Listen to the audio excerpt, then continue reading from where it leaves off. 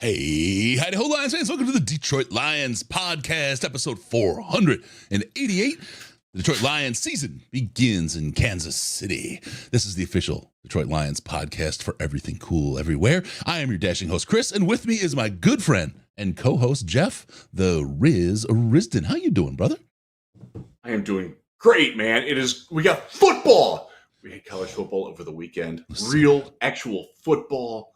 So we're going to get some draft stuff done. And now we are 3 nights, 72 hours from now, we will be watching the Detroit Lions play a meaningful football game in Kansas City against the defending Super Bowl champs. Life is good, my friend. Football, college football. Made some big money on Texas State over Baylor over the weekend. I took Florida State. I came out much to the plus this weekend. So, yes, I love football. Football is back. Not just gambling, but football is back. I'm loving it. And we've got a lot to talk about in the land of the Detroit Lions. So let's get to this. Today's show, we're going to kick off with warm-ups like we do. We're going to do our final roster cut-down announcement or conversation because it cut down last week and it got to the final point last week. But it's evolved for the first game, so we'll have you covered on that. We will talk about Isaiah Buggs. We'll give you the coverage from the inside out, like we like to do. We will do some predictions. It's prediction time. We have some big ones we'll talk about. We'll also do a Lions and Chiefs preview and a whole lot more. Mr. Risden, are you ready to go, my friend? It is a great show this evening. We're going to have a great show, Chris. Let's do it! Let's kick this off and break it down. All right. Ooh, always feels good. Thank you, Glenn Phelps, for the subscribe. Appreciate that. Hit the subscribe button if you would, the like button, all that stuff, all the 5 stars on the audio, all that stuff. Well, let people know that you love us because we love you. All right, here we go. One of my props fell down. I have a training camp helmet of the new one. It's not there anymore. I don't know where it went. Oh, man. Everyone get your DLP bingo card from the Slack. It's the best place to go. Also, want to say, don't worry on the audio podcast. We're changing the logo next week or so. Don't get lost. Don't get afraid. It'll be okay. If you're an audio listener, the logo will change, but everything else stays the same. Also, Detroit Lions podcast is the season for St. Jude. Donate now. You see it down on the bottom there where the topics are, stjude.org/DLP. Help us out. Trying to get to 50 grand for the season. Raise some money for St. Jude as we do yearly. This one is a entire season. When the Lions win like they're going to this year and they take it all the way, we want to make sure that we do some good stuff with that as well. So we'll talk about that more as we go on. Riz, are you ready to get into it? Let's do our warm-ups here. Warm the things up, get the show ready. Let our folks gather in the I got to give people a warning. People who are watching this live, I am involved in a fantasy football draft right now. And my turn comes up every periodically. So if you see me staring blankly, I'm actually looking at who I'm going to pick. I actually just picked Mike Evans, believe it or not. How topical. In fact, it's my turn now. I'm going to. All right. Yeah. Icky. Right. Give me a sec here. Yep. Okay, you do your thing. We'll talk about Mike Evans first off. We're going to drive right into the rumors, the crazy stuff that people are looking for. All right. Just drafted Sam Laporta, my first tight end. Mike Evans to the Lions. Big rumor out there. Is it going to happen? Well, the first thing I want folks to know is Mike Evans is giving the Bucs until the 9th of September to get that offer in hand and make a good offer and good progress in negotiations. If that doesn't happen, then things move forward. I guarantee, even if conversations are happening elsewhere with Mike Evans' agent, he's telling teams that if any of this leaks, you will not be in the running for the Mike Evans lottery, period. Because Mike Evans, I'll tell you right now, loves Tampa, absolutely loves the city, loves the people, does a lot of charitable work, and he loves the team. The downside is the guy's clicking on 30, and he hasn't got paid. The last time he got a contract was in 2017 before the big inflationary cycle around wide receivers. He wants to get paid. He deserves to get paid. The guy's given everything he's got, but in Tampa, you have a team who is in about a 2-year turnaround of trying to get things back up from paying off Brady and everything else. Are they going to pay a 30-year-old wide receiver big ducats? And I don't think they will, Riz. I don't either. First off, this is one of the reasons why you don't see players signing long-term contracts anymore. They're learning. You learned it the hard way. You lock yourself in, the market goes up, you're Chris Jones is having the same issue. He got paid too early. He's got to go back now and try to get more money now. Well, they've already committed a whole heap of money to him, but it's not the heap of money that he wants anymore. That's why you're seeing more and more guys doing what CJ Gardner-Johnson did, what a lot of players are doing, is signing 1 or 2 year contracts only, so they can get more contracts more often, so they keep up with the inflationary and all the new TV contracts and the salary cap going up. They're left behind if they lock themselves in too long. And Mike Evans is on the wrong end of that. You're going to see that become a very big theme over the next few years in the NFL, and we're going to be talking about it with Penei Sewell, with Amon-Ra St. Brown, and people are going to wonder, why did they only sign him for 2 years? Well, that's all the players want anymore. They do not want 6-year, $150 million contracts anymore, because 6 years from now, the cap will have gone so much that you're locked in at a below market rate. Yep. That's the reality of the NFL today. Give Kirk Cousins credit; he figured it out. Yeah, absolutely, he did. I'll also say he really did. You'll have to look at some of the things as you think about these states. Inflationary pressure is hitting states as well, and you're gonna see a situation where they're clawing for taxes right now. The law is where you make your primary income, whether you live there or not, is where you're going to pay taxes.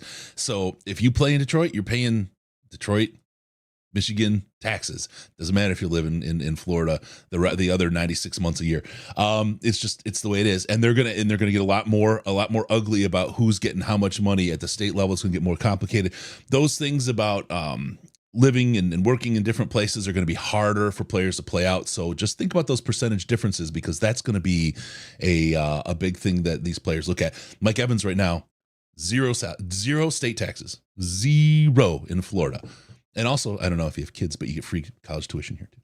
I don't think he's that old, because he's 30, so he probably doesn't have college age kids yet, I'm going to guess. But, yeah. So the things that I heard out of Tampa are, they don't want to get rid of him. He doesn't want to leave, but it doesn't sound like they're real keen on paying him his fair market value, because they're a team that, I think they've embraced the reality of the situation that they're probably not going to win the Super Bowl anytime soon. And paying a 30-year-old receiver he's been phenomenal. He's been one of the most consistent forces in NFL history at the position in terms of his steady production. I don't think that he gets the credit for that a lot, because some of it is the fact that he played with Tom Brady for a little bit. Some of it's the fact that he played like the Bucs. The Bucs, for being a team that's been pretty good for a while, they're kind of like anonymous too. Like they don't get the national. It's weird that they don't get that. But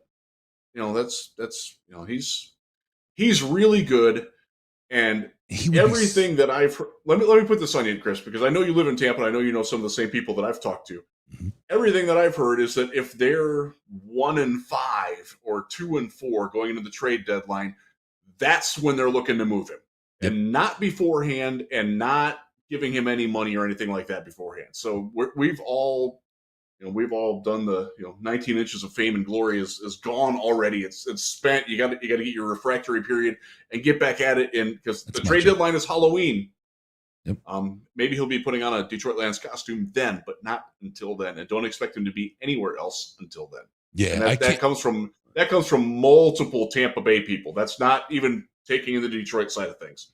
I can't see him donning a Lions uniform before he plays Tampa. That's for sure.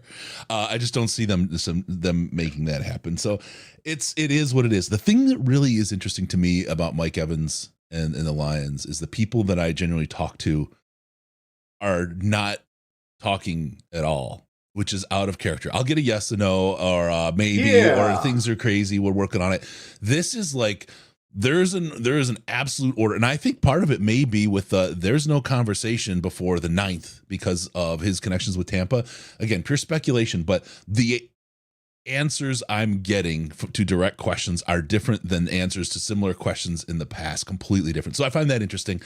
Mike Evans would be a hell of an addition to the Detroit Lions, man. He's just that exact player. Is kind of where I feel like the gap is. I mean, think about it. I mean, JMO, sorry. You get JMO, I know. You get JMO, You got Evans, you got Amon-Ra, you got Laporta, you got Gibbs. Oh, who can catch the ball? You got Khalif, right? I mean, you have weapons that can do just about anything, and it's like pick your poison, defense. Pick your poison. And the thing with Evans is that his size and speed give him a dimension that they don't really have. Like Josh Reynolds is sort of that guy, but he's not Mike Evans. Like a legit 6'5" guy. I've actually played basketball against his little brother when I lived in Texas. He's from Galveston. I used to play at the 24-hour fitness in League City. Shout out to you, Damon. He's legit, man. He can get up. He can make contested catches. He can get open. He can be an asset in the red zone. If you ever watched him at Texas A&M, he still does it now for Tampa. He is so good at working an interplay with a slot receiver who knows what to do. Guess who the Lions have as a slot receiver? Perhaps the best in the league, and Amon-Ra St. Brown. Yep. You don't think that they couldn't find a way to make that work? Going inside, outside, layered. That he would be phenomenal. Yep. I don't want to get too excited about it because again, I don't think it's gonna. I don't think anything's imminent at all from any end.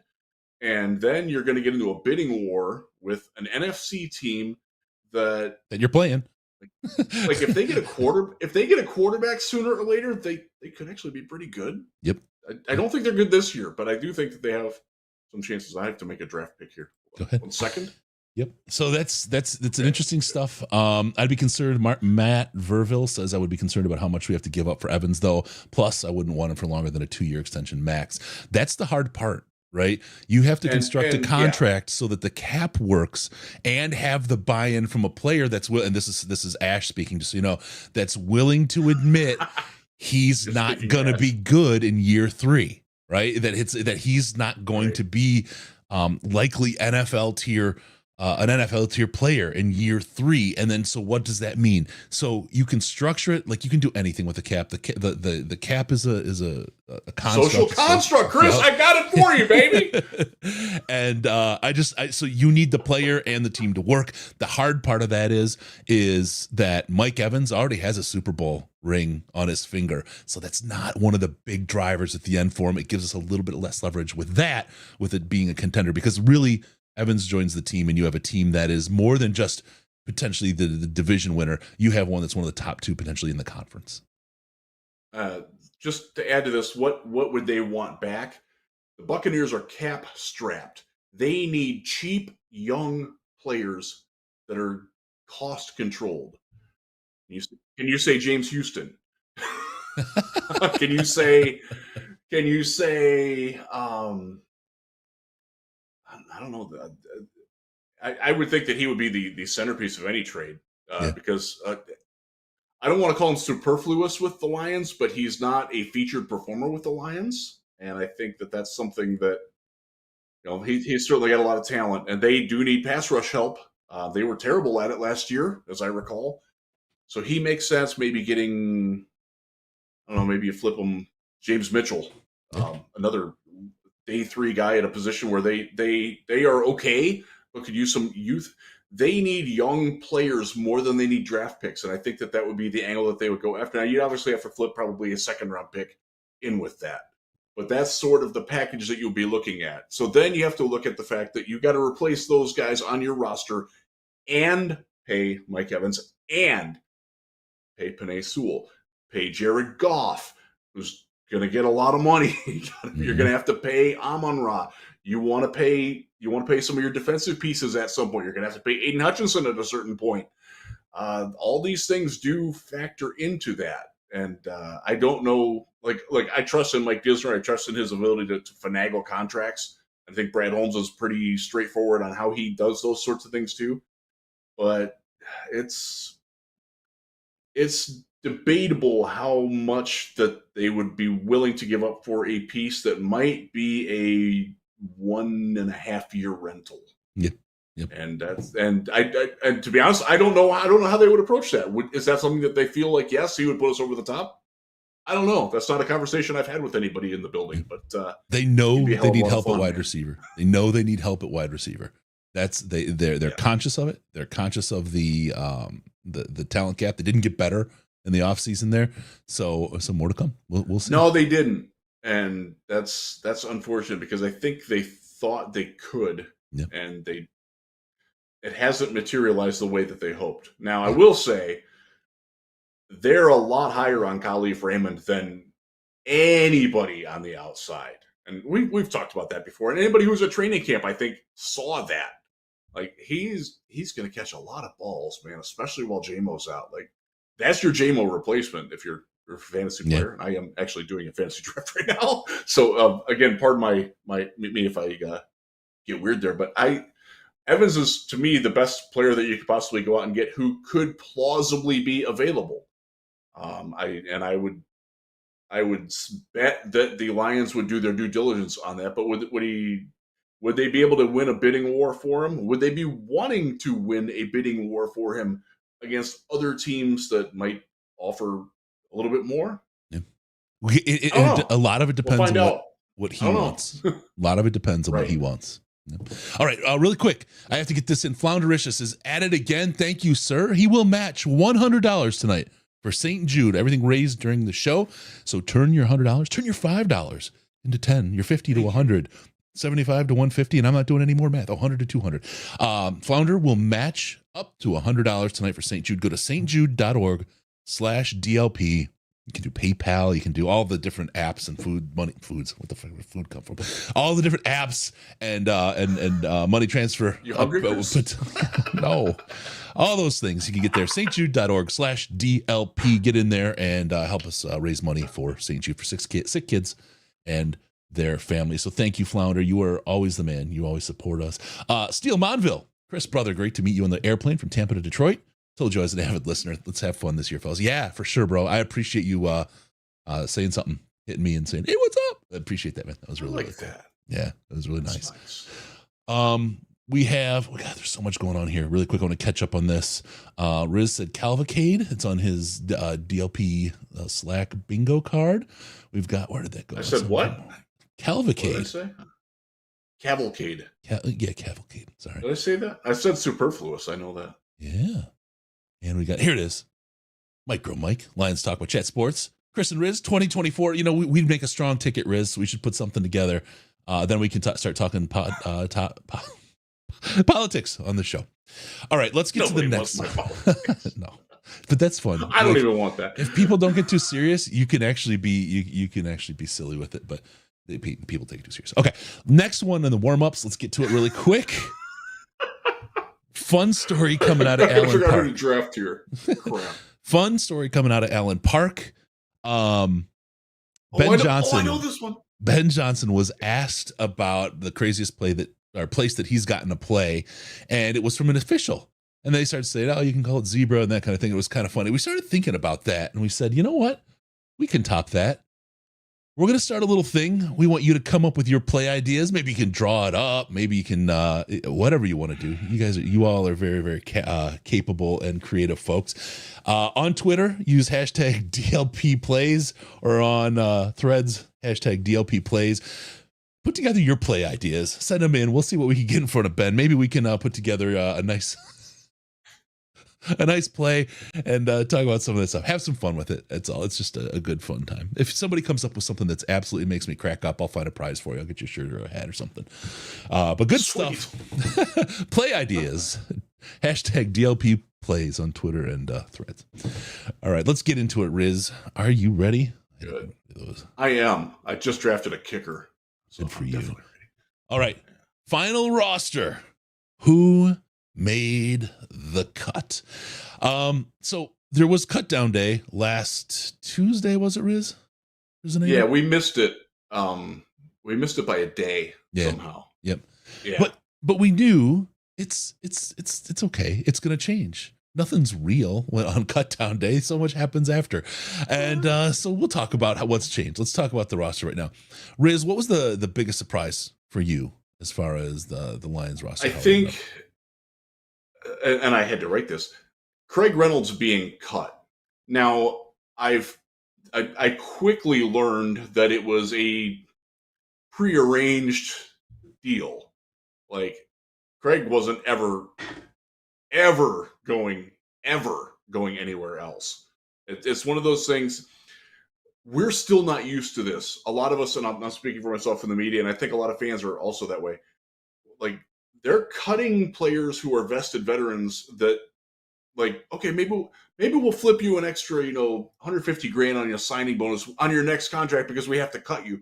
Just don't go anywhere.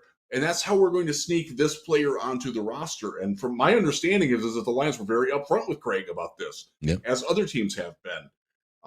I remember I covered the Cleveland Browns when they cut Greg Robinson was their starting left tackle, and actually the only left tackle on the entire roster, and they cut him, and people were freaking out. And it came out that, like, yeah, they worked out a deal with him, like no big deal.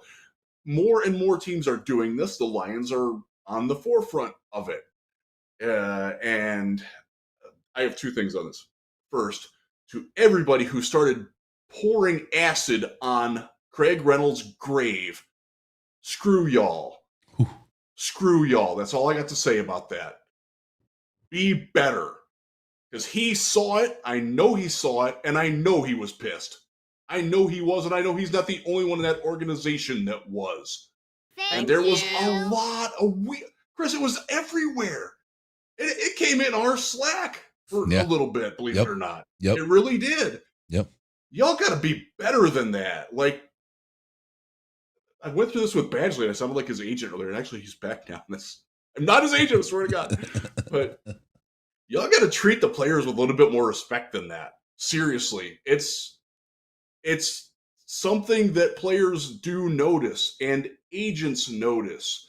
And if it's a decision between Mike Evans deciding to go to, I don't know, the Rams, where he can pay more taxes, but he's going to get apathetic love from the fans, or if he drops a pass in Detroit and they start sending him hate mail, which that stuff does happen in Detroit, y'all know it does.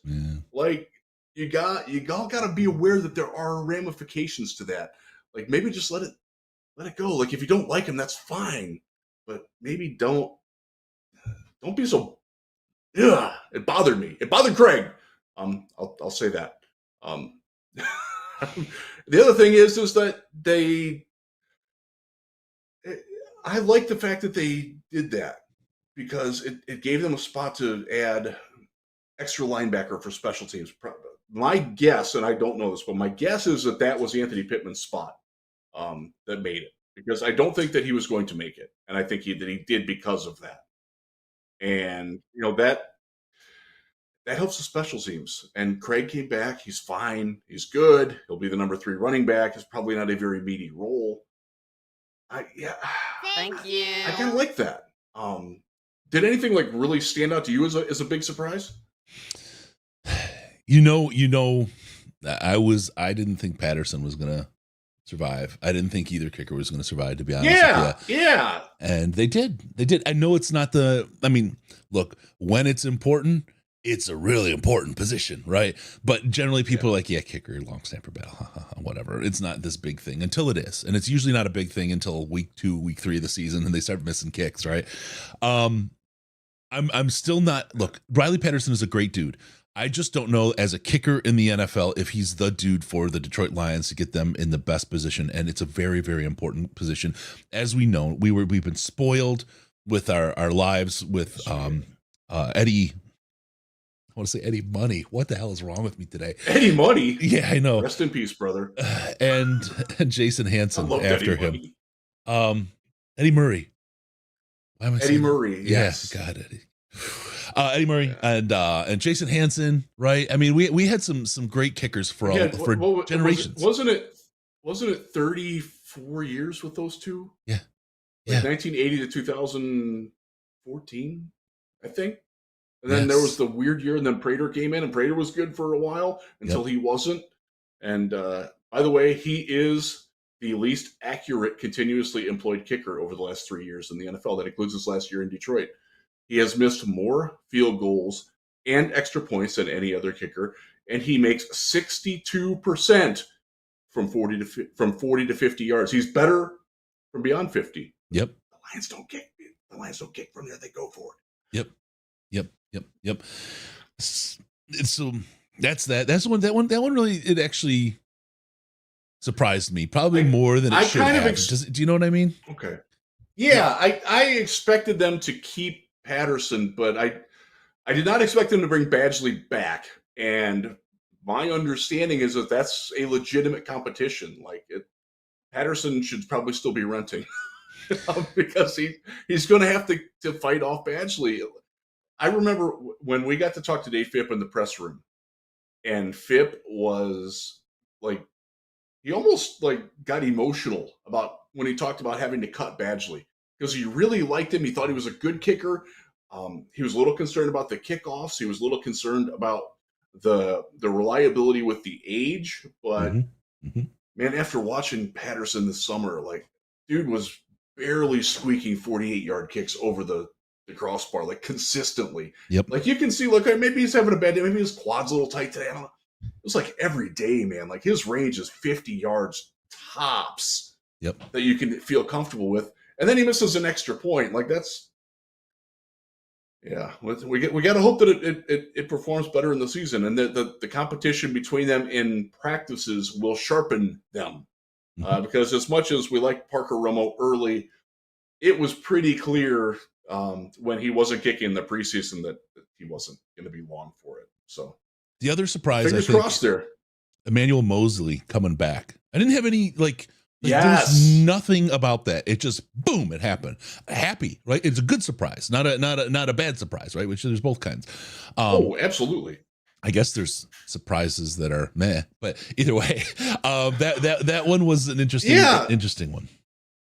So yeah, because that was something that I don't think even some of his teammates saw coming. And that's pretty cool. Yeah. So I remember I did the live video, the little short, which you can check out on the YouTube channel. Where he was in his uniform for the first time. And they actually got a picture of him today in practice with his uniform on for the first time, which is cool. Like we can actually use it instead of using these same old ones from San Francisco that we have to use because we have a database for it. And we got to use it from that. So we have those we have Emmanuel Mosley in his 4 uniform.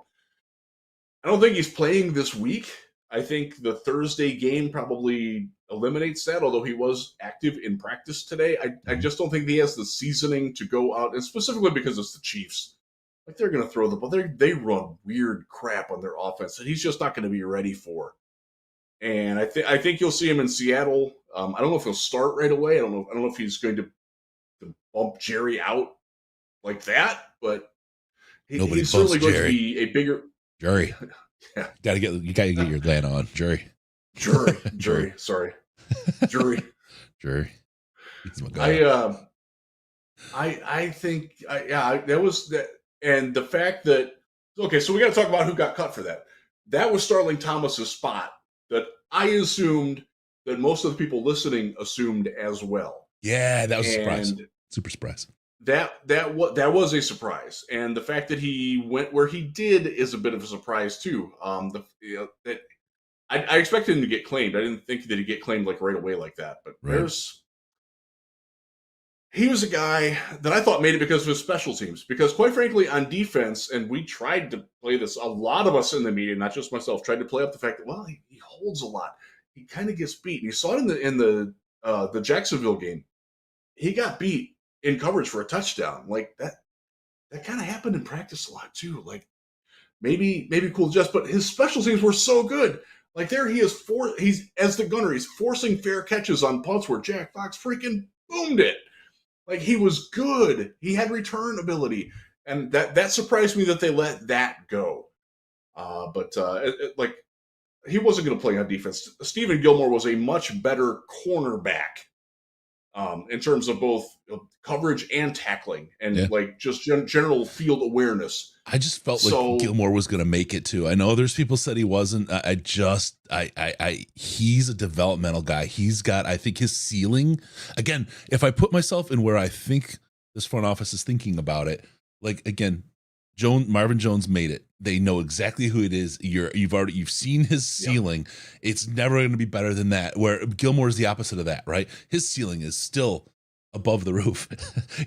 You still don't know where it's going to be, right? You can't see how high he's going to get. But he has all the potential in the world. And that's a guy that I think this defense would love. And that's, I mean, if you look at how they did Jerry, you look at how they did the rest of the guys and try to build them up and bring them up. There's something about a guy like Gilmore being there, and even Dorsey, right? I kind of like what they're doing. And the one thing the Lions have proven in the last 2 years is they can bring young cornerbacks. I mean, the thing always was 2 years before you know what you have in a cornerback, 3 years for sure. The Lions have been playing rookie corners every freaking year since Dan Campbell and Brad Holmes came out of necessity. I understand that. Yeah. But they haven't done as bad as you would ever have expected from any regime prior to this. So these guys can build corners quick, I feel like. I agree with that. And like Mosley was really good before he got hurt last year. He was very good in 2021. Yep. Cam Sutton, we probably have to have an expectation to talk about Cam Sutton, because Cam Sutton is not a Darrelle Revis, that type, not a Sauce Gardner type. Like, he's not going to shut down a receiver with blanket coverage. That's not what he does. He's a guy, though, that if they throw an out route on 3rd and 10, he's going to tackle them at 8 yards. He's going to communicate very well on switches with his safeties, with his slot corners, with his linebackers. He's going to tackle. He's going to come up and be aggressive as hell in run defense, and he's a great tackler. But he is a guy, he's going to, like, I can see Mahomes completing 4 passes his way. Like, yeah. That's not what he's not that guy. But he's going to do significant damage control. He's not going to, even if you get a 15-yard in route on him, he's going to be right there to terminate the play. Or he's going to funnel the coverage. He's very good at shading his body to disrupt timing on releases and things like that. He's great at it. Like I've said before, he was a high school valedictorian, and his intelligence carries over onto the football field, and it's obvious. So he's going to be CB1. And again, he's probably not going to get the big numbers. He might pick off 3 passes this year, which is great. But I think you got to understand what kind of cornerback he is. And I think that you're going to see on the other side, Mosley is a playmaker at his best. Jerry is going to start making more plays. We saw that in training camp. We saw it in the preseason, in the scant little bit that he did get out there. Joint practices against the Giants, the second day, Jerry crushed them. He crushed them. It was great. I was talking to him again about the Arrowhead and CJGJ John that was going on, and I just felt I felt bad for him, because Arrowhead and him are friends, right? They're friends. They go back, and he CJGJ, he's also on another team, and CJGJ was giving it to Arrowhead like he was, I mean, every inch he was giving it to him. And it was like, ooh. And Jerry was like right there, and he was like at the front, shoulders out, like, yeah, yeah, like, but he wasn't, he wanted to talk, but he couldn't, because it was this guy, you know what I mean? I felt bad for him. It was a tough spot, but it was fun. All right. By the way, what do you think of Jerry's new number? 23 Jerry Jacobs. I like it. I think he can own it, and he can bring back that number, the grace and the honor that it deserves. I hope it's not a jinx number. I hope so. Yeah. No, Jerry's great. We'll see. I think I really am excited. This is year 3. This is his year. You know what I mean? This is the year where you get to see your Jerry Jacobs with the NFL experience, when the guys. This is when they come out. This is when they show out. This is when you know what you have. And I just hope like he just does it, just because of his story and who he is and where he came from, everything he's been through. That's like the heartwarming story. After as they do the stuff before the Super Bowl, talking about the players going into the game, and they do the retrospective on Jerry and his path to the NFL and his life as the defensive player of the year. I just can't wait to see that. Maybe I write the story a little early, but I'm in on that one. Hey, I like the aspirational talk. By the way, another guy who's going to have to get paid this offseason. If he's good this year, they're going to have to pay him this offseason. He will be a restricted free agent, but that's when you hit those guys up. Yeah. Instead of giving them their tender, you give them 2 years and double the tender offer. That tends to be the way that goes. And that's another guy that, again, if you're going to go out and get Mike Evans or get X other player at the trade deadline that you're going to have to pay, the flip side of that is that you're not going to be able to pay everybody that you've got here already, just out of pure economics. As much as you want to finagle the cap as much as you can, if you're going to pay Jared Goff $55 million, $53 million a year, you're going to pay Panay $25 million a year, maybe, based on what Terrence Steele got. Terrence Steele's a good player. He's not Panay. And the fact that he got what he got means that Panay's salary demands are going up, as we might have expected. So's the cap. You're going to have to make tougher choices. And if you bring somebody in from the outside, like Mike Evans, again, this is just speaking hypothetically, you're going to make some of those choices for yourself, and you're going to have to do some things to make that work. So just keep that in mind when it's not Madden. You can't just swap and force a trade to go through. Like there are ripple effects to making those sorts of things. And Jerry being a person that they could keep, but if you want to keep him long term, you probably need to pay him this offseason. Those are the sorts of decisions that you have to make when you're building the team. And he's going to earn it or not, though, right? He's good. It's all comes together at the right time. He'll have earned it, and you'll have seen what you got, or he'll get something else, right? Right. I'm Jerry. I'm betting on myself, but I think the Lions are betting on him too. Let's see. That's what he does. This is interesting, and how the cap moves. It will expand. And that's why I keep talking about like percentages of cap, because if you look at just the raw number, if you talk about what quarterbacks, the top paid quarterback 2 years ago was compared to this year, they're outrageously different. Like you would be happy to pay the top paid quarterback 2 years ago today, right? Like absolutely, you'd be like, fine, yeah, sign him for that. I'm good. Sign Goff for that right now, right? You would be happy to do that. So it changes and it moves fast. The cap moves fast. So a little bit of flex, a little bit of, and the fact that it's a social construct, just let it roll. I'm not so worried. You can't do dumb things. And that's what Mike Evans presents as an opportunity to do dumb things. And it's like we said, the player has to be committed and the team has to be committed, and they both have to be very, very honest about where they are and what they're doing. And then they can make something like that work. That's the only way to make something like that work. Mike Evans is the kind of guy that can do that, I think, but we'll see. We'll see how it plays out. We need to have friend of the show, Brian Burkheiser from I Prevail, singing Bad Things here. With bad. I will certainly not sing because I cannot sing at all. Brian can sing it much better. Brian, if you're listening, chime in. But yeah, you don't want to do a lot of bad things because they lead to bad things. Yeah, bad things lead to worse things. Okay, let's roll to the next topic because there's a lot to talk about in the chat. Isaiah Bugs not playing against the Chiefs. We saw some tweets. We saw some drama. We're talking about Bugs instead of the Chiefs. That may be a good thing. Just saying. But here we are. Yep. I think, well, it prevents that bulletin board material. It takes people's eyes away from asking about what you're doing, anything, it just changes and allows you to continue doing what you're doing as a team in the rooms and behind the scenes and in the media's chasing the shiny dot, right? And off you go. So that we are. Yes. Not as much as fans are, but yes, we had to. Yeah. So Bugs benched for week 1. He didn't say it officially, but he will be inactive. And he also didn't say why. The team has not officially said why.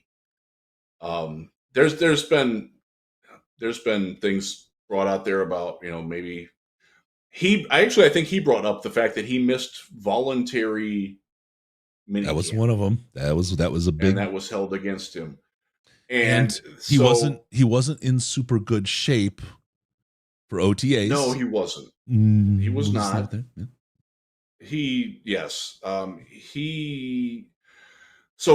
Missing voluntary OTAs and minicamp, it's voluntary.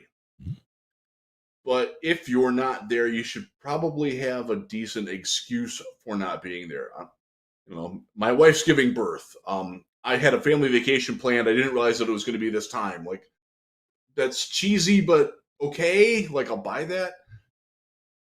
The rumors about what Bugs was doing when he wasn't here, I think, are what bothered the team. And I wasn't with him. I don't know what was going on there, but can I say the reality? It's so that the rumor is it's about what he was doing in the offseason, about the reality of what he did in the offseason, right? And where he was focused. And it wasn't. It's nothing nefarious, right? It's not nefarious, no, and it's him bettering himself outside of football is the rumor of where he focused his reality at that time, and it came back. It affected his football ability when he came back. I think is the and that's the key, Chris. It impacted his ability on the field, and it was. I don't want to say it stood out, but you could kind of tell a little bit, like why is Benito Jones making plays that Bugs probably isn't?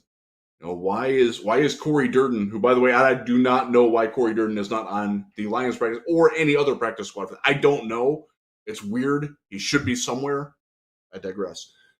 He was playing better than Bugs at times in this entire offseason as well. It just felt like Bugs wasn't the dynamic guy. I don't want to say it because he wasn't dynamic last year either, but he was good. And he was only kind of good this offseason. And it brought back memories of when he was in Pittsburgh and why the Steelers were willing to get rid of him. And there were undercurrents back then that he's great when he's here, but when he's not here, maybe he's not focusing on football as much as he should. Mm-hmm. And that was something that Pittsburgh media warned us about when he got here, and apparently did it well last year, and it didn't, for whatever reason, it didn't carry over. That's what I've heard. I heard nothing about trades. I heard nothing about flipping him for Chris. Like, people went. I don't know where all that came from. I was largely offline. We had some personal crap going on. People using plural on sort. My sources say, it's like, huh? So it was weird because I got into all this very late in the process, and I was actually in a somewhat stressful situation when it came to my attention. I texted somebody 5 minutes later. I'm like, yeah, he's not number one on the depth chart at nose tackle, and it pissed him off. Like, very easy resolution to that. And that turned out to be exactly what it was. So sometimes you just gotta not let the imagination run wild. It's fun to have those fantasy things. As you know, Chris, I'm not a fantasy guy unless it involves Julianne Moore and vanilla pudding, but that wasn't the case here. Let me pause. Let that sit. Rachel Weisz can be in there too. She can serve me pudding as well. I don't need to add that. I don't need to add to this. Okay, so he had an illness on Saturday. He said in his interview, "I've heard this. Yes. This is a rumor. This is not validated anywhere, but speculation that it was relationship stuff and not an illness as to why he left." Now it's like, okay, still relationship things matter, that sort of thing, and I'd get it. But here's the thing, right? If you're Dan Campbell, you just got done cutting the roster and telling people you went through probably the toughest couple days of the year, telling people that their dream is no longer a reality, telling them, hey, if you need me anything, call me, right? We saw it in Hard Knocks last year. We see it all the time. Dan Campbell's state of mind at that point is probably, wait, you made the cuts. You came in like you did. You worked hard. You're a great player. We know you're a great player. We know you can get the job done. And we had to work you extra hard, and you weren't ready until maybe recently. And that's that. And then you pull this after we had to let all these other guys go.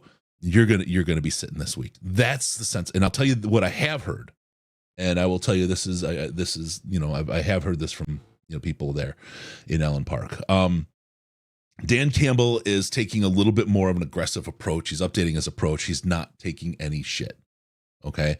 Dan Campbell this year, and not that he ever did, right? That might be a quote, Chris. Dan Campbell is going, you are going to earn your way on this roster. And everybody says that. Every team says that. Every coach, every GM says that. But certain guys, look, I'm going to use this one because it's not local. Patrick Mahomes is not going to earn his way on the roster. Patrick Mahomes is on the roster no matter what, right?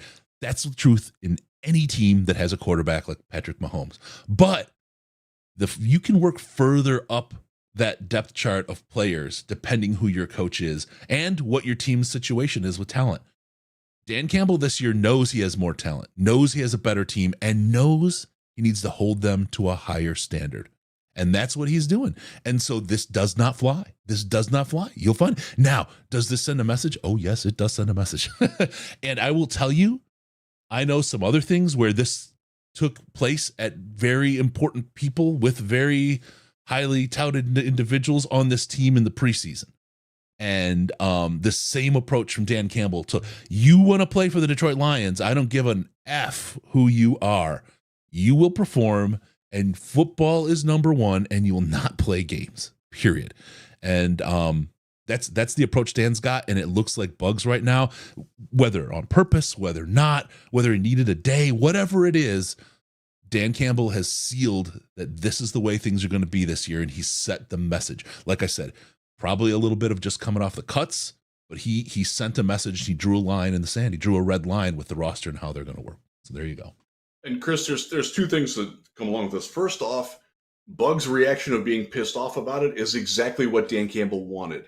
Yep. He wanted to salvage the player. Like, fight for yourself. Get upset. I want people who are passionate. We don't want people that are here for a free ride. We want people who were going to be upset that they're not playing because they wanted to be part of this. That's the right reaction from Bugs, and hopefully it will resolve itself positively in the end. The other thing is that this is a great protection against the complacency of believing all the hype. You're already getting these things before the preseason. You're nipping it in the bud. We have seen in past situations, and I will point to the 2021 Cleveland Browns, of a team that believed their media press clippings and hype a little bit too much. Yep. And some of that was the fact that Kevin Stefanski, their head coach, did not do a very good job of managing these very sorts of things, and they festered. And Dan Campbell is not going down that road. He is not letting that happen. I don't think that that's just Dan, but Dan is certainly the genesis of all that. And that, to me, is a very good thing. That means that they are not. They talk the game about, oh, we don't. You know, we're 0-0. We did not make the playoffs last year. We haven't done squadoosh. Yep. Their moves like this and the fact that they're handling this the way that they are reinforce that belief that is their culture. Yep. They do believe that. They're hungry. They are still the hunter, not the hunted. That, to me, is an important distinction. And I think that it's awkward. It sucks for Bugs. It sucks that it had to happen. Yep. But I kind of like the way that it's playing out. Exactly honestly. right. It gives him the shot. It makes him an example, which always sucks. No one wants to be the example, especially in a place where you care, right? And Jeff Hoffman, it's time for the DC to be that way. No issue with it at all. Can't always be a player's coach. Yes. I'm not going to go too hard into this because people are whatever. You can be a servant leader, but part of that is, think about it as a parent with your kids. Don't touch the stove. You have to correct them pretty hard not to touch the stove, right? Don't drink, I don't know, the lighter fluid, right? Don't eat the Tide Pods. Yeah, exactly. Sometimes you have to be very stern to make a lesson stick. He can still be a player's coach and do that. Not a Tootsie Roll in the They're cat not an box, either or. kids. Yep. Loretto, great question. Why is Kansas City's Chris Jones on the report as participating in practice or out for the game yet? We'll get to that. We'll get to that when we do our preview of the Chiefs, but I didn't want to let your super chat fly by without being acknowledged. Thank you very much. We will do that. That is on our docket. Yep. Squidoosh was on last week's bingo card. Sorry, everybody. Didn't get that one this week. There's a bingo card. That's great. I love it. All right, so there we go. Anything Sorry, else? I'm not drinking beer tonight, guys. Water tonight. Anything else about Mr. Bugs or the Dan Campbell approach from you, Mr. Risden? So let's spin forward into what we will see from nose tackle. Benito Jones, my understanding is that he will be the starting nose tackle, and you'll see Broderick rotate in. Benito, by the way, played very well this offseason. He is a very large man, but he's kind of quick. First couple steps, he can do some things. He is not the run stuffer that, and it's different because he's a guy that will actually make. Bugs isn't a guy that's going to get a lot of tackles. He's the guy that's going to help the linemen behind him get tackled, the linebackers behind him, to get tackles. Benito is more of a guy who's going to try to do that himself, which could make the linebackers like this. This is a loss. Like Bugs is the best nose tackle on the roster right now, so they're not doing this. There will be some negative ramifications to it. Hopefully, Broderick can come in and give you 15, 20 plays that are pretty solid. So a lot of speculation about Levi Onwuzurike. Levi is absolutely not a nose tackle. That's not what he does. Right. He is your upfield tackle. Now you can see him. You can see Aleem sliding back over to the nose and Levi playing next to him. I think you will see some of that. And Levi has earned that. And the juxtaposition there of Levi, a guy who we all wrote off, a guy who everybody was writing off, is like, oh, he's never. The fact that he busted his ass, he spent his offseason doing nothing but making himself ready to be the best Detroit Lion that he could be and salvage his career. And when you juxtapose that with what Bugs came in with, I think that shows you where the Lions' mindset is. And I do expect Levi to play, and I hope he plays well. Hope he gets a sack. That'd be awesome. Yeah, that's the comeback arc you want to write when you're in my position. It would be fantastic. Yeah, but he's absolutely not a nose tackle. And you will see we'll talk about the Chiefs preview. Yep. Go get him, Bugs. Let this be the fire, man. Let this be the fire. I see it in there, but it's your choice how it goes from here, man. Take it and turn it into you become the guy. That's what you can do with this, and that's what you should do with it, brother. All right, let's get to the next one. This next one is going to be a little tough for me, Riz. Yeah. So I'll get through this, and then we'll start. We'll get the next one off. Okay, so we did talk about this. So I am virtually holding your hand and hugging you, Chris. I appreciate it, brother. All right, so we're doing the season for St. Jude, and we're here to raise money for kids and families that are sick and have cancer and that sort of thing. We do it every year. We're over $100,000 raised. We're trying to get $50,000 this year, and we're looking for your help. Go to stjude.org/DLP. I tell you, cancer's a bitch. I found out today that my mom was diagnosed with breast cancer, so we're fighting that. And I asked her about it. She's the one that taught me to be charitable. And she said, I asked, what can I do? Like, what can I do right now? She said, go raise money. Go help those kids and those families. So it'll be okay. Everything will turn out okay in the end, and we'll fight it, and she'll fight it. But if not for me, the kids, for anybody else, go out there and do it. stjude.org/DLP. All right. Let's get into the Detroit Lions season predictions. First, we're going to start with, we got a couple predictions here that we're going to do for you guys, and we'll get through this here. The first one we're going to do is who is going to be the breakout player for the Lions this year. Riz, I'm going to give it to you and let you take it for your prediction first, and I'll get some shit together. My breakout player. Okay, so I'm going to be a little squirrely on the. I need to have rules for these things. Rookies can't be breakout players because they're rookies. Like, I want a guy that's been in the NFL for a little bit and emerges into something much bigger. And he's gone from the caterpillar and metamorphosized into the glorious butterfly or moth of death, whatever you want to be. I think it will be Aleem McNeil. I think he is going to put up Pro Bowl caliber season as a primary 3 technique because he is so damn fast off the snap and he can back it up, and his ability to 1-2 step close on either a quarterback or a running back that's trying to get outside the tackles, or a screen pass getting out there, or a tight end that's like, he's really good. And I think he's going to have a year that will ease a lot of Lions fans' trepidation about the defensive line. And we're just talking about the defensive line and how it's been weakened for week one. I still expect a very strong breakout campaign from Aleem McNeil. Chris, who's your guy? I like Aleem. I'm gonna say that if we could pick rookies, Brian Branch is the guy, because he's just starting from such a tough spot. Like the class that he showed. Oh my God.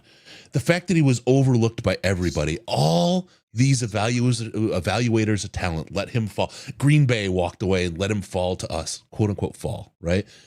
We got him, and what you see is he is where people thought he should be in the draft, and he didn't go. We got hella value. So just that arc of as a player coming from, that kind of insult that he received on draft day to where that's kind of the breakout for me as a rookie, right? And you can't, because you don't have a place to start from as a rookie. Right. The guy who I want to break out, that I really, really want to break out is of course Jerry, because I love the guy, right? Yeah. He's a good dude. This is the year, as I was talking about, where he could really blow it up. This is when cornerbacks show what they have, who they are, what they're made of, and what they're really, really going to be. So I'd love to see him really turn it into something. The guy I think has a chance, and this is if he can avoid the continuation of the injury bug, is Big V. Because he's had a couple years where he's shown he can be it. He can be him, right?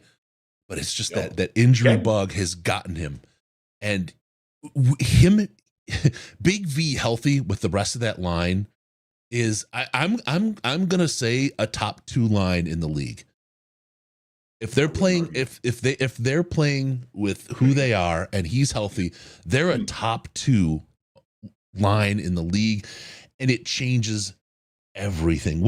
I'll talk about like what in the preview of the Chiefs, what I think and how important I think they're going to be in this game. But it really does change the whole arc of what this team does and how they do it. And the wide receiver room, suddenly you wind up, and Gray made the point, and it was so right. People were laughing at their wide receivers at the beginning of the season, and they went to the Super Bowl, right? A very similar arc is possible, and a lot of it will be off of a line it's already better than what they had in Seattle at that time. So I'm excited. I think Big V could really be the breakout player that has that season. If you made me choose an offensive one, mine would be Taylor Decker. I think he makes a Pro Bowl this year. Yeah, I think he could be. He's not going to get All Pro just because he doesn't have that kind of cachet or hype, and that is what that is going into it. He was, I don't want to say perfect through all the way through from the beginning of camp till through the Giants week. But he was pretty damn close. Yeah. He's healthy. He's embraced being the best Taylor Decker that he can be. He's not chasing other things. It's funny because I don't disagree at all. I don't disagree at all, but he's like up here, and to go from here to kind of here isn't like, to me, it's not a breakout. I get what you're saying. I totally get, right? Yeah. And those accolades are the kinds of things that really kind of show, that, hey, if he's, and we'll just say All Pro, right? You said no, but he gets All Pro this year. That's that next level step. I'm just like, I'm thinking of like big leap, kind of like when I think breakout, like you're here to boom, right? And that's kind of where my head's at. A guy that you're not expecting to do. That would be Jerry's actually not a bad candidate for that. I think Khalif Raymond is another one I'm seeing in the chat. Fight Forever. Khalif makes a lot of sense because I do think he's going to get a lot of looks while J-Mo's out. A lot of looks. And if you can throw a rookie in there, I think you're going to see Sam Laporta get some looks, not just playing tight end. It's funny. Ben Johnson talked about the creative use of Jahmyr Gibbs. I will feel comfortable in saying this, and if I'm wrong, Eamon will strike me down. But we saw Laporta line up in the back. I don't think you can say this. Okay. I don't think you can say this. I'm trying to save you from yourself, Riz. So I will say, because we did see this was in the joint practices against the Jaguars. He played the Z receiver spot a lot. There you go. I feel bad. I think that might happen Thursday. It might happen especially against teams that don't have good coverage safeties. Yes. Because he will dictate some matchups there. And if you can get him on the outside and that moves Josh Reynolds to the inside, Reynolds is going to be too fast for those linebackers. Like there's a motley mix there. Yeah. And Laporta's versatility. It's funny. When I talk about J-Mo, I'm like, well, there's going to be games where he catches one pass for 9 yards, but he makes a big impact because of what he does to the rest of the defense. Sam Laporta will be doing that in a different manner. And I trust in Ben Johnson to be smart enough to know how to use that. Yeah. That's probably all I can say. See, Kirby Joseph. Kirby's tough because he did have such a great year last year playing. It's again, I don't. If I say breakout, I'm looking for that big jump in difference in play. He's playing really high, so he'd have to be an ultra all-star to be kind of breakout for me. Jonah Jackson is really good. Very similarly, Jonah Jackson has a breakout year, and it becomes impossible to sign him. He's playing for a new contract. That tends to be a good progenitor for a Bear breakout campaign. Yeah, and then here's a good one. Derek Barnes. Derek Barnes is another guy that poised to have a great kind of just an explosive year. It's fun when you see the players and it clicks in for them. Like I've always liked Derek Barnes. I liked him going back at Purdue, but the way that he has embraced understanding being an off-ball linebacker, because I think in this first couple seasons, you could tell that he was a guy who was a college pass rusher playing off-ball linebacker. And I think now he sees himself as an off-ball linebacker. And I think that mental, like there's a mental switch that goes with that. Like, and he's embraced it and has become the best that he can be at it. And he will be starting ahead of Jack Campbell. And I don't think a lot of people expected that. Yep. Raising my hand there. And when you go back to when they drafted Jack Campbell at number 18 overall, hell yeah, he's starting. Well, he's not. It's not because he's not good. It's because Derek Barnes earned that spot. Yep. Let's go back to our earlier conversation. Everything's going to have to be earned. Nothing is given. Derek Barnes earned that spot. And that's a good call by whoever mentioned it in the chat. That's James Mitchell. He's a guy that's poised. He's got, if he gets the opportunity and he can deliver, he's had all the promise and all the talk, but he hasn't had the opportunity, right? And it's what's the three things? It's competence, opportunity, and motivation. When those three things come together, he's motivated. He hasn't had the opportunity. We're not sure about the competence, right? So the C and the O, those two, if those happen, he has a great shot to be a breakout player this year. It would be fun if he usurped Brock Wright as TE2. Oh, that would be. It would. Nothing against Brock. Brock's been great. Right, exactly. Yeah. Yeah. That wouldn't surprise me. I just don't think that they're going to be throwing a lot of passes to the number 2 or number 3 tight ends this year. Just my guess. Yep. I don't. Although, man, those, and you saw it against the Panthers. The touchdown pass to Chad Cota. That little play action rollout with your backside tight end or your slot coming across on a drag, getting out there, like they run that play a lot in practice, and nobody can defend it, including their own defense when they know it's coming. So I think you're going to see some of that. Yeah. And just to throw this out there, they have a lot of really, really impressive 2-point conversion plays. Just going to throw that out there. I want to jump to this. The Gibbs. Okay, we'll talk about that, folks. We'll get there. We've got that coming up as after our predictions. We'll do the Detroit Lions, Kansas City Chiefs preview. So be ready for that. We'll talk about that. All right. Let's get to our next set of predictions. Da-da-da. Season rankings for the offense. Okay. Last year they were ranked, PFF had them 9th, I believe. Is it 9th or was it? I think it was 9th. Yeah. Let me pull this up. I'm going to look really quick. I had my fantasy draft ended, by the way. My team sucks. Nice. This is new. This is a league I'm in where people can make fun of, oh, I beat the football guy. Yeah. They were 5th for points scored, ranked 8th overall. Yeah, that's what I care about. I'm sorry. Offense was ranked 8th overall, 5th for points scored. Okay. Yeah, they were 5th in points. They were 4th in yards. First in turnovers, by the way, and that means that's good. Lower numbers better. Yeah. All right. They were sixth in first downs. Yeah, they were pretty darn good across the board. Yeah. All right. So let's talk about this. Let's talk about this. All right. Okay. We'll just go with the overall rank. They were ranked Jesus. Ranked 8th last year. The EDTH combo side by side was tough. Ranked 8th last year. This year, you see, we talked about they didn't get better in the wide receiver room. Right? I don't feel like they got worse. I don't think they got better. The rest, I think they got better at quarterback, even with the same guy. I think Goff has shown that he's improved. He had a great end to the season, tough start to the season. But when I say tough start to the season, 35 points against the Philadelphia Eagles is not necessarily a tough start. But he had a couple 360 no scopes. He had some difficulties with some of the other stuff going on.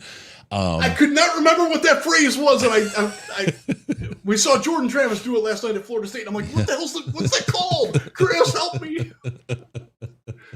And then after that, Jordan Travis was phenomenal last night. I wrote about that at DraftWire. Check it out. Yeah, DraftWire. So let's talk about offense overall. What do you think? Where do you think they land in the rankings? It's hard when you're 8th. It's hard to go up. You know what I mean? It's always easier to go down. It was Brad Holmes that said that. It's always easier. Yes. It's harder to get better. It's a lot easier to get worse at a position, right? That's right. He said that specifically about quarterback. And, yeah. I think they did a good job of. They certainly didn't get worse at quarterback. Not adding Teddy, not adding Hendon Hooker, and I think the maturation that we saw from Goff. I think, I'm not sure that they're going to be as good in converting short yardage rushing touchdowns. Jamal was fantastic at that. I think David Montgomery will be very good at that as well. But there was just something special that happened with that last year. I'm going to say, so some of this is also that other teams around the league also got better. The Chargers got a whole lot better by firing Joe Lombardi as their offensive coordinator. That makes the Lions. Yes. It seems everybody who has him as a coordinator gets better when he's fired. Yes, they do. I think, Cincinnati's really good. Kansas City's really good. Seattle's really good offensively. I think the Jets are going to be an interesting offense to watch. I don't know how great they're going to be. Dallas is good. Philly's good. I don't believe in Dallas. Minnesota could be. I don't think they will be, but they could be. There's a lot of. I think Pittsburgh is going to be a lot better offensively this year. I think Kenny Pickett to George Pickens is going to be I just did that fantasy handcuff pairing thing. I would like to do that. Little fantasy football for y'all. I had a fantasy piece. I think that the Lions will be 9th to 12th, somewhere in that range, because they are going to turn the ball over more than they did last year. That's just, you're not going to go 324 oh man, somebody did this. I think Doug Farrar did this. Doug, if you're watching, like my colleague Doug Farrar from Touchdown Wire, did a thing of the longest interception streaks and how the quarterbacks did after it ended. Mm-hmm. And it generally I remember one of the examples was Vinny Testaverde, because Vinny Testaverde held the record for the most passes without interception for a very long time. And then 4 of his next 30 were picked off. They just, all the luck went the hell out the window. Yeah. And then he wound up being Vinny Testaverde again, going back to normal. Jared Goff was generally on the lower end of the interception spectrum, with the exception of his last penultimate season, the 2019 season in Los Angeles, he threw 16. He was terrible. And he will tell you that, by the way. That's not me talking. That's Jared Goff talking. That was excessive, but generally he throws about 2%. Last year he was at 1.2, 1.3%. I think if he goes back to a 1.5%, that's still adding 2 to 3 extra turnovers. Fumbles, they're weird. They happen. Mm-hmm. You're going to fumble a kickoff here or there. And I think that's going to take away some drives. And the lack of the wide receiver room not getting better means that the change at running back. I actually think they got better at running back from 1, 2, and 3.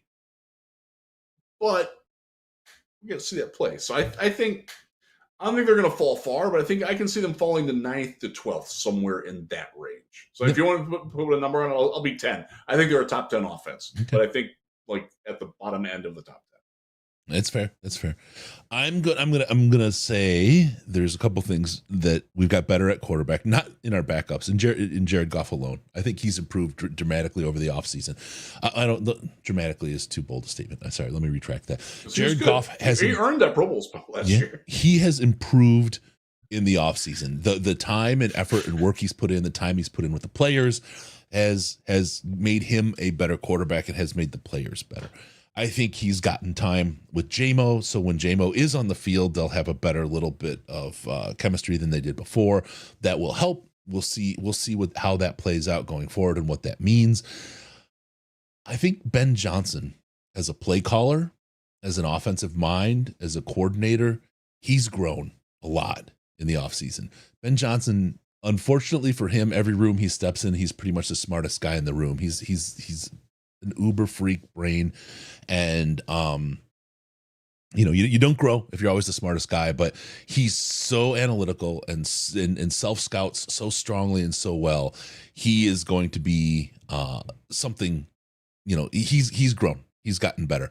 I think the things he does, like you talked about, what they're going to do with Laporta, what they're going to do with Gibbs, the mix and match, the mixing bowl of the talent they have on the offense, and then again, as a running back, Montgomery, the fact that he's so hard to get your hands on and bring down, the play action is going to be just redonkulous this year. And Goff is good at the play action, right? I mean, it's a real good spot for him.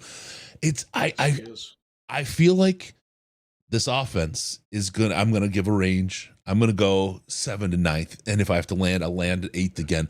I don't think that they're going to fall off hard. I don't think that they're going to raise through the ranks by some crazy means, but I think they're going to be able to maintain. And frankly, I think that's pretty good. I think that's pretty good for this team. Gives us every chance we had last year. Offensively last year, a couple of games, they stick out. You can remember them by name. Carolina, New England, right? There was games that you absolutely can say, yep, we lost those because of the offense, right? Miami. Yeah.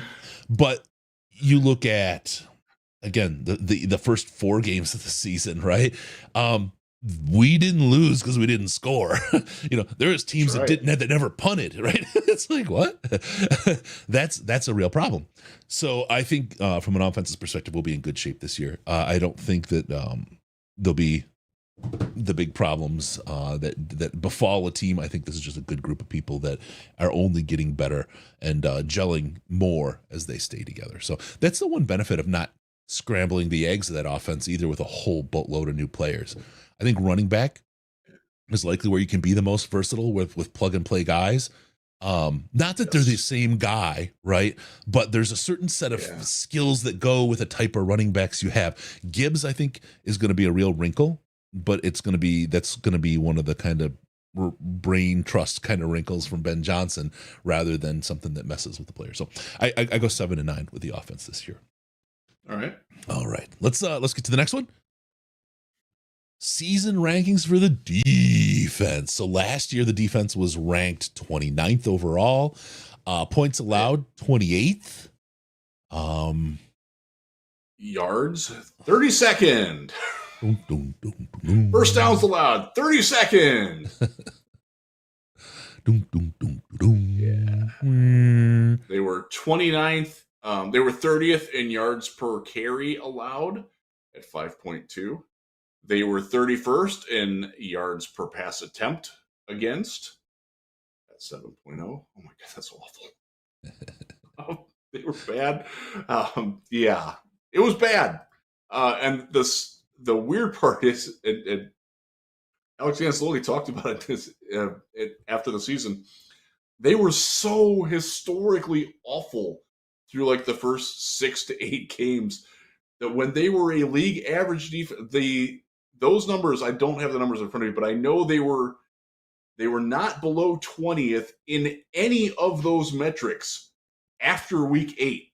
Like just that isolated time period. But they were so bad early that the numbers, it's like failing your first 4 tests in an exam. There's only so many tests you get to overcome that. Exactly.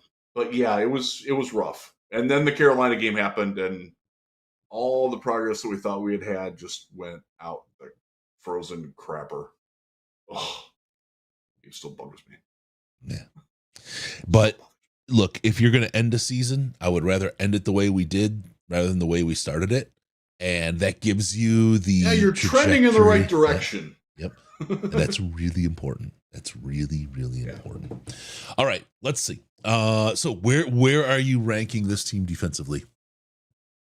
Predicting the ranking. I think they will be 11th. That's good. I think they're going to give up points in part because they're hitched to a good offense. That means that opposing offenses are going to get more possessions because the Lions are going to score, and they're going to be more aggressive and push that. So I don't think in points they're going to be as impressive. I think they'll be like 13th or 14th in points allowed. I think they're a top 10 defense in terms of first downs allowed and yards allowed. Yep. And I will go so far as to say that in terms of takeaways forced, this is a big one. I think they're a top 5 defense in takeaways this year. That's the mentality that CJGJ brings. That's the swagger that he has coaxed out of Kirby Joseph. And Aiden Hutchinson being more mature. That's why it's more mature, because mature sounds stupid. Do you think Hutchinson winds up with a 6 interception season? 3 would be great, but I think he can get to 16.5 sacks this year. Yeah. That's not a stretch at all to me. I think that can happen. I think you're going to see Aleem be that much better. I think the way that the linebackers mesh with the secondary and the upgraded secondary, the miscommunications, the MAs that Dan talks about all the time and harps on. Yep. There's a lot. We saw a lot less MAs in practice, in joint practices. We saw it in practices. We saw it in the preseason. There were a couple, and they're still exploitable, unfortunately. They're gonna have them. But the MAs that have dogged Aaron Glenn's defense, he seems to have a good idea of how to manage that and improve that and handle that, and I trust in him on that. Yep. Famous last words. I'll go down on that ship, man. I'm an AG supporter. I like what I've seen from what he's done this year with the players that he's got. He has not done a great job to this point. There's no doubt about that. I think he's a guy that is playing for his next contract, whether it's being the DC long-term in Detroit or a head coach somewhere else, or he's got to fall back and be a secondary coach or DB's coach and defensive quality control coach somewhere because it doesn't go well this year. I think AG knows that pretty well, and I'm not betting against that guy. Yep. I'm not. Yep. What about you? Where are you at? It's funny because I'm a little bit more bullish on the offense than you are. I'm just a little bit more bearish on the defense than you are. I love the idea of the takeaways, the turnover battle, and the team being that strong. You could be right, and this could be the difference in where they are. I just think, like, look, the interceptions that Hutchinson got last year, we can't count on that, right? Those are key clutch. I mean, my guy's a clutch cornerback. They don't play Aaron Rodgers this year. Like, that's the one thing that nobody's talked about. Hutchinson could probably be like a third or fourth string corner for us if we needed it.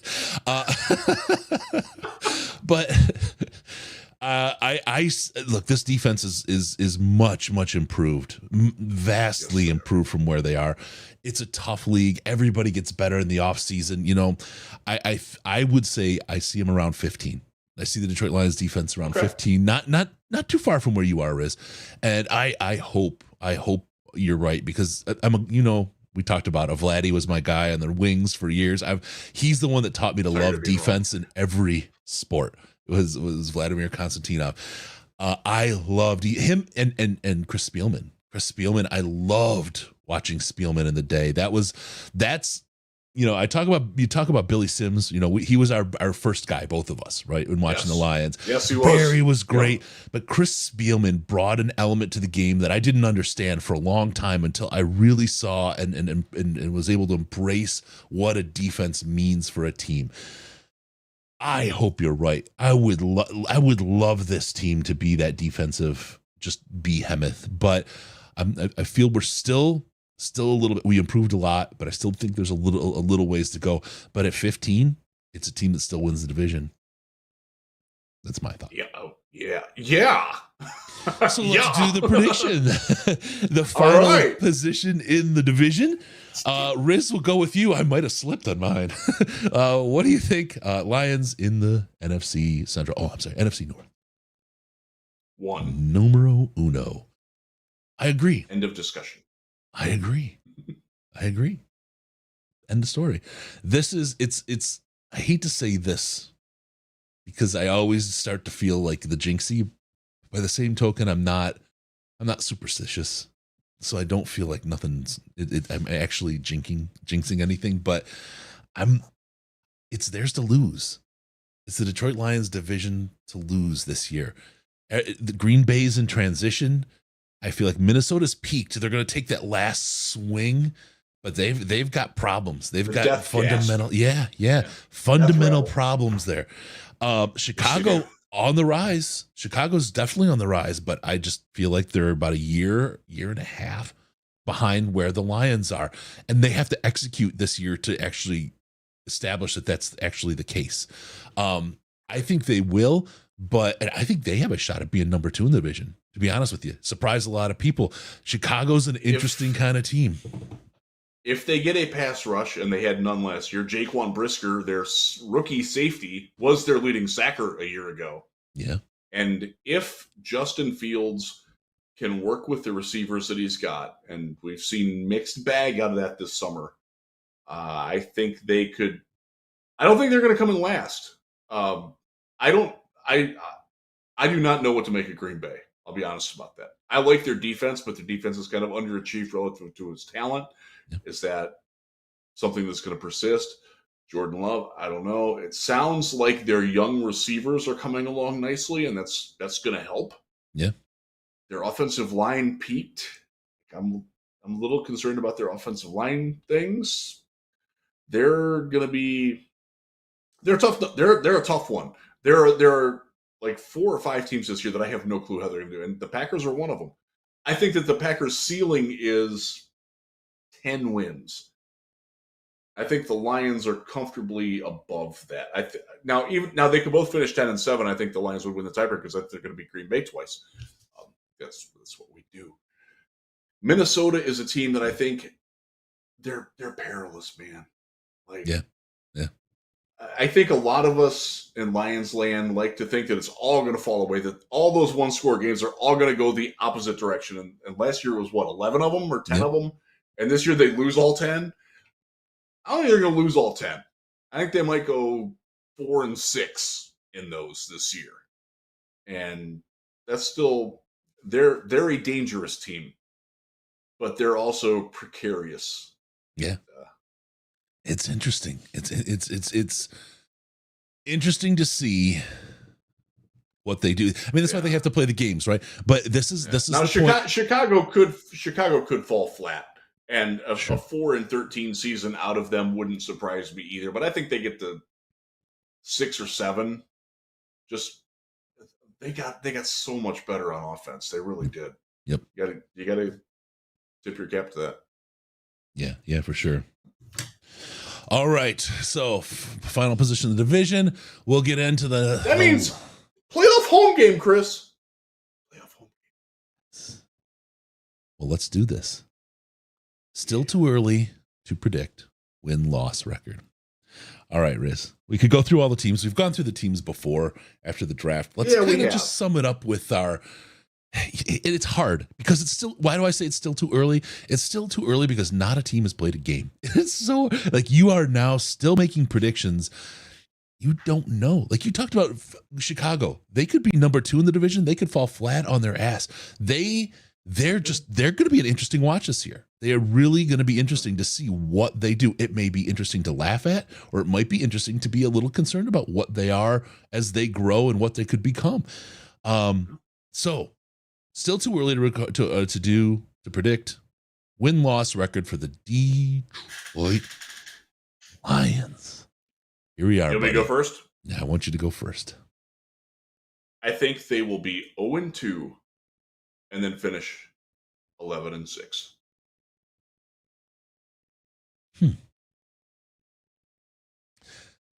That's a little bit more specific, but I was at 11-6 also. We did not pre-discuss this. No. We actually were going to do it a little bit different, but depending on the numbers. That's really funny. Look, the 0-2. That's not something I'm willing to put out there yet. I totally understand where you're at. Like, I don't disagree at all. They could absolutely be 0-2. Seattle's a really, really good team. Kansas City's a really, really good team. They're hanging the banner, right? But if you're going to meet Kansas City when they're hanging a banner, it's got to be week 1. And week 1 is absolute fool's gold. It's a roll of the dice so many times. Now, I know Andy Reid is Mr. Magic Man week 1. I get it, whatever. But anything can, you talk about any given Sunday, we're any given Thursday. Nobody's played yet. This is crazy time. Nobody's seen the Detroit Lions offense. There's no film. And really nobody knows what Ben has planned. Additionally, Seattle, they're in Detroit, right? They always play Detroit tough. They are.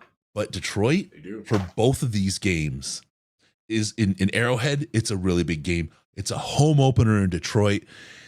These are times when the Lions stand up. We saw it last year against Green Bay. Gray made that point earlier when he talked about they've already won this game.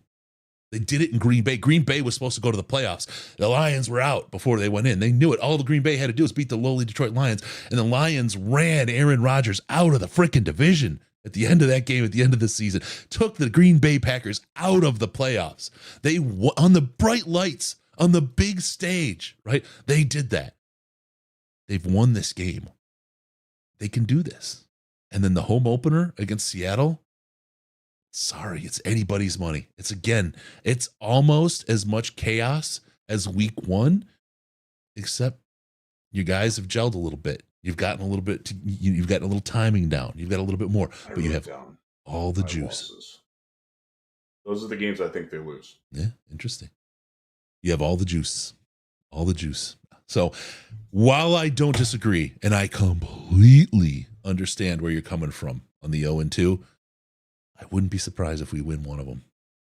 I would be surprised if we won both. We could win both of them. Shit, if we won both. We could, Chris, win both of them.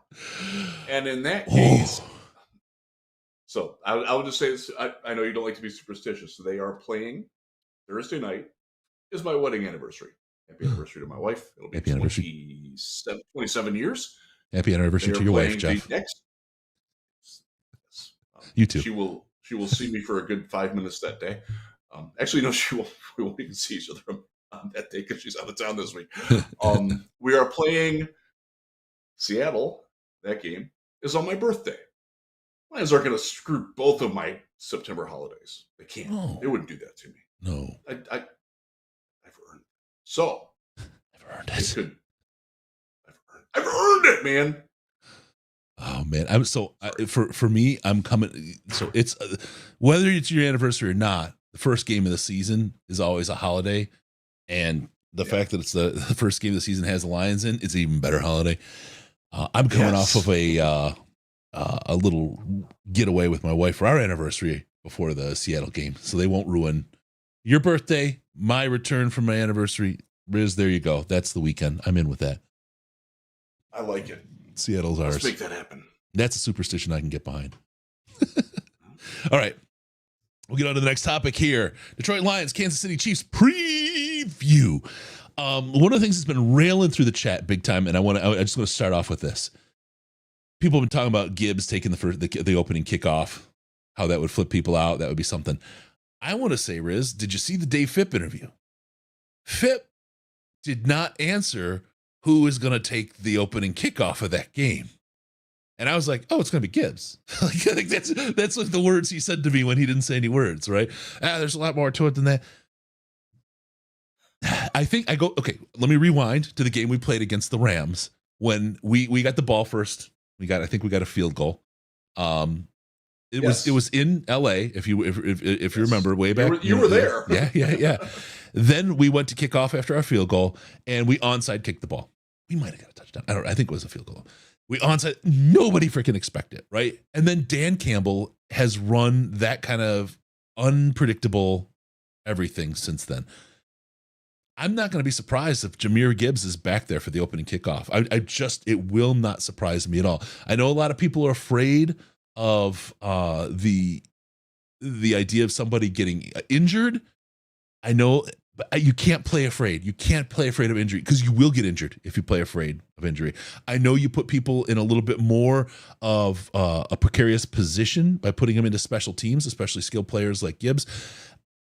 I can get behind this. I like the idea of this happening, and I feel like Phipp was kind of telling us without telling us. But by the same thing, when they don't tell us, they make you think something, and then you outsmart yourself, and then all of a sudden it's. Then all of a sudden you're trading Isaiah Buggs getting the kickoff, right? Yeah. So interesting. I just want to start there. What do you think, man? What do you think? I don't know, man. Like they tried it so. I was actually going through the Rolodex in my head. We saw 14 different players cycle through as kick returners. So obviously Justin Jackson retired. He's gone.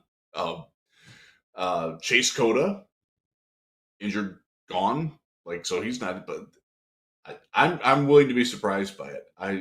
I can see Antoine Green being that guy. Interesting. Taking it. And then I'll go back to an earlier conversation that we had with Dave Phipp in Indianapolis when he was, or not, I'm sorry, it was after the draft, after they had drafted him. And he's like, I was really surprised that he never returned kicks before. Like, okay, file that one away. Okay. Yeah, that's going to be interesting. As far as like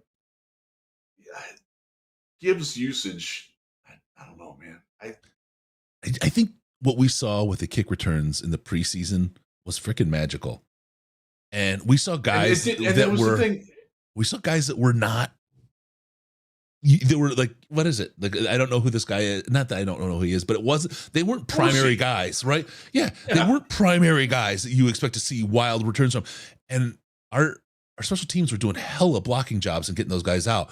You put a ball in the hands of a guy like Gibbs with that kind of blocking and that kinds of setup on the special teams on a kick return, dude, he takes it to the house. You know what I mean? I mean, I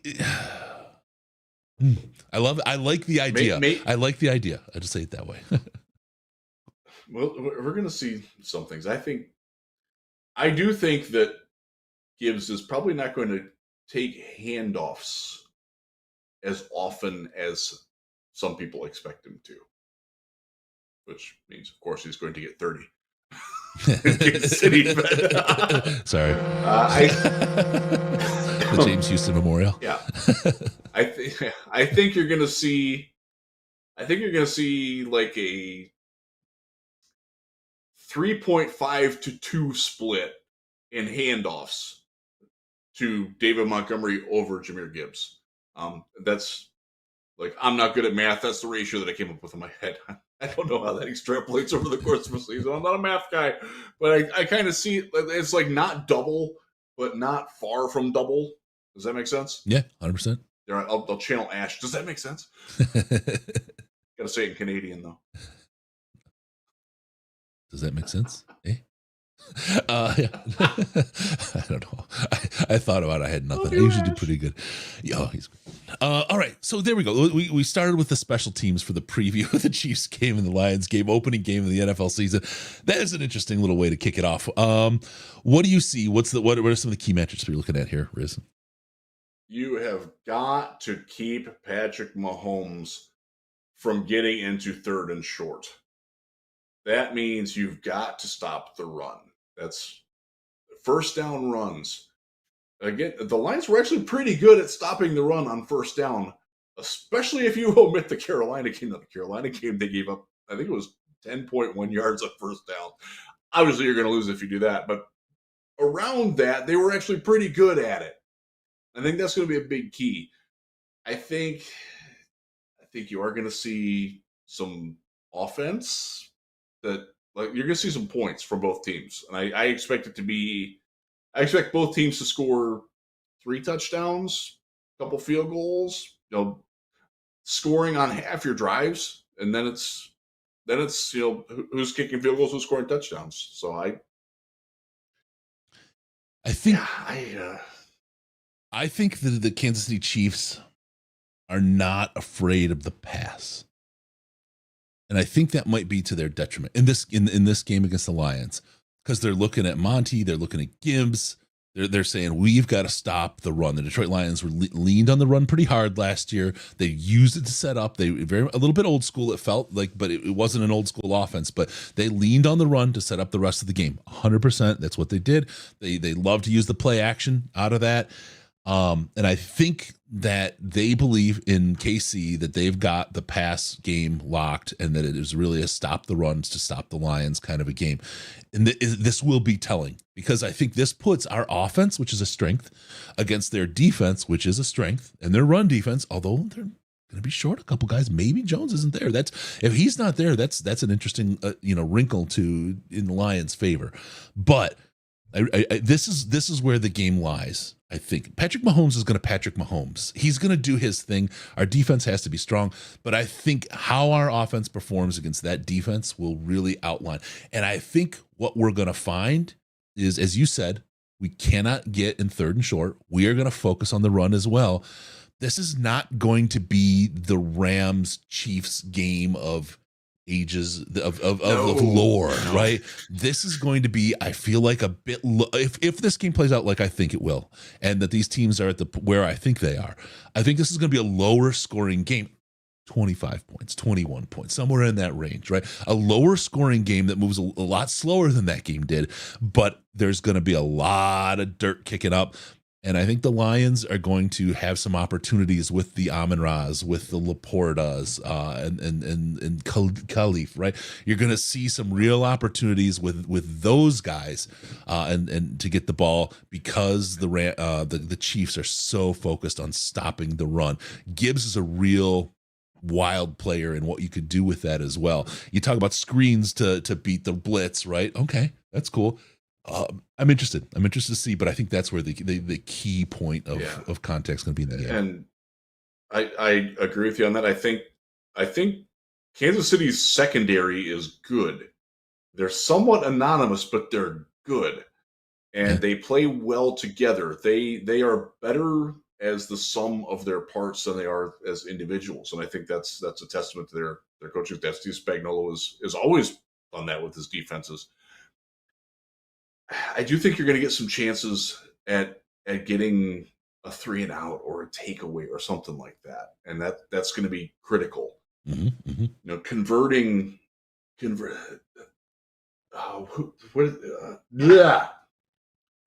Getting into like the 35-yard line. Let's say you've got 3rd and 6 at the Chiefs 35, and they've got 3rd and 6 at our 35.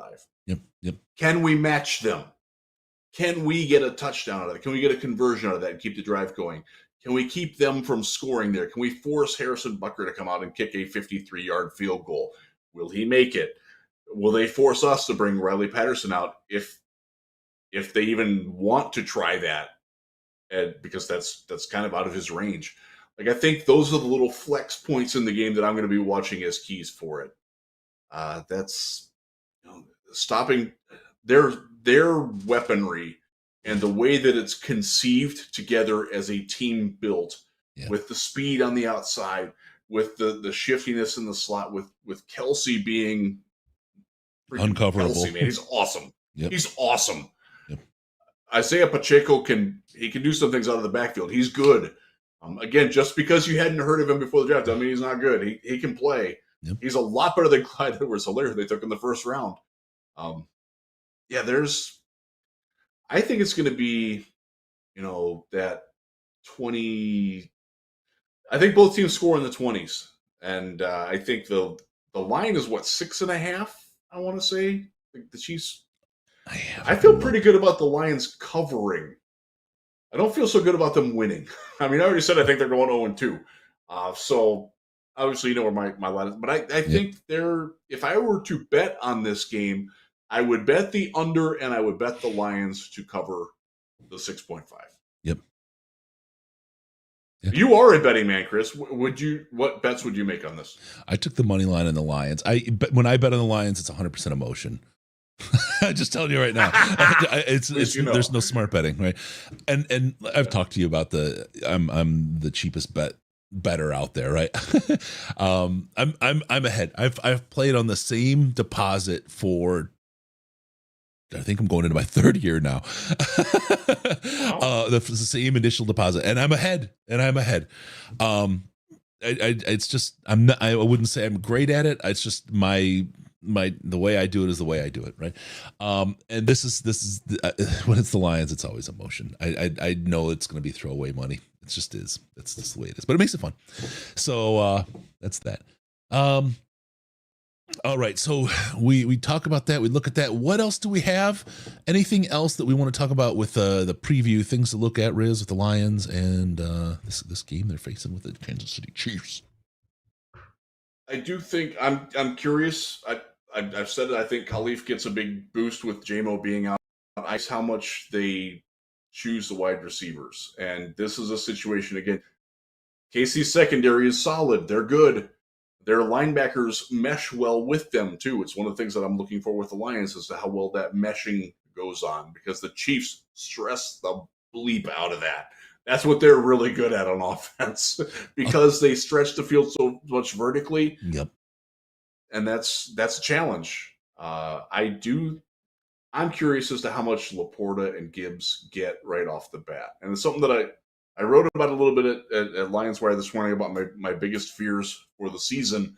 And one of them is being so heavily reliant on rookies in key contributing spots on offense. And it's not that I don't think that they're capable, but it's hard to trust that until you see it, Yeah, no, I'm with you. And it's an unknown. I wonder about that. Yeah, it's an unknown, and the Chiefs have a lot fewer unknowns, even without Chris Jones being up front, and it doesn't sound like he's going to play. I'll tell you, it doesn't sound like he did not practice again. Mahomes made a comment where we're going to roll with the guys that are here and want to be here, and that to me is saying that Chris Jones isn't playing this week. Yep. Hope he comes back very soon thereafter because he's great. he was all pro, 15.5 sacks last year.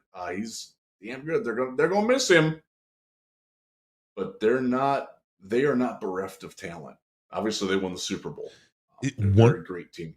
I'll tell you one of the other keys is, and this is so important.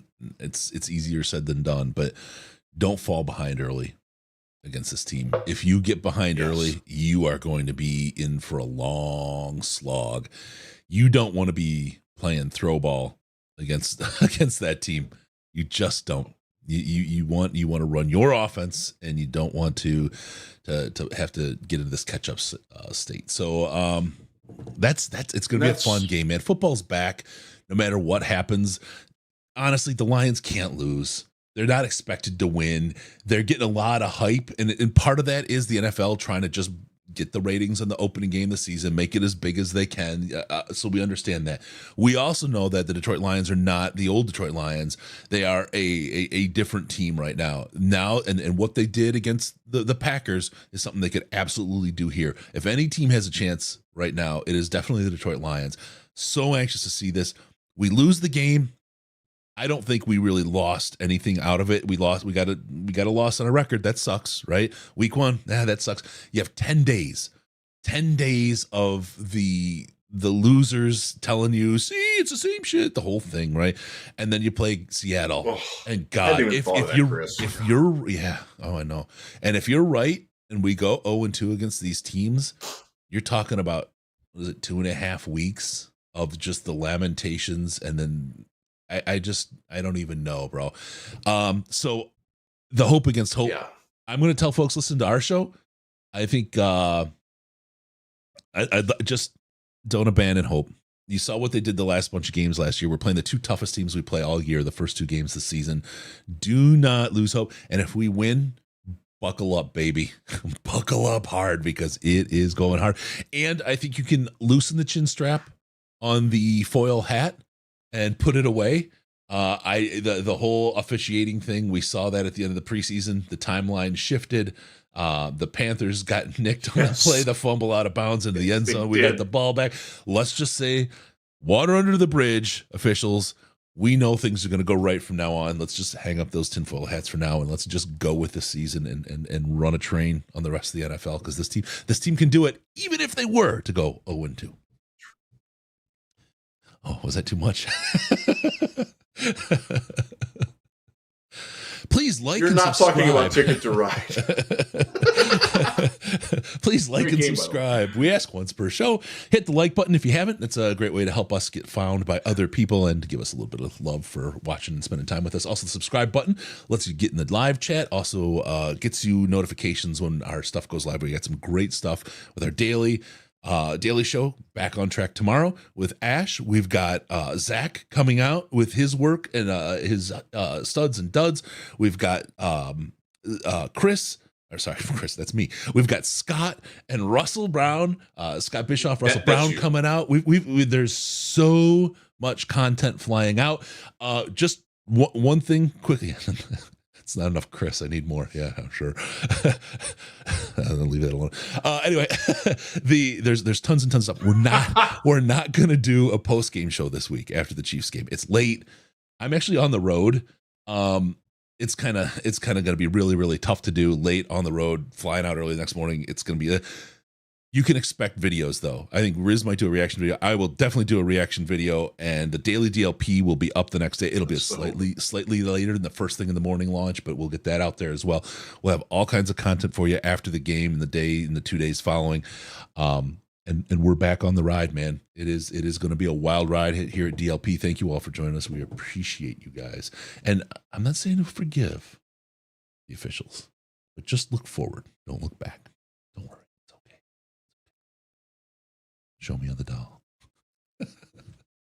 All right. With that, we're going to call it a show.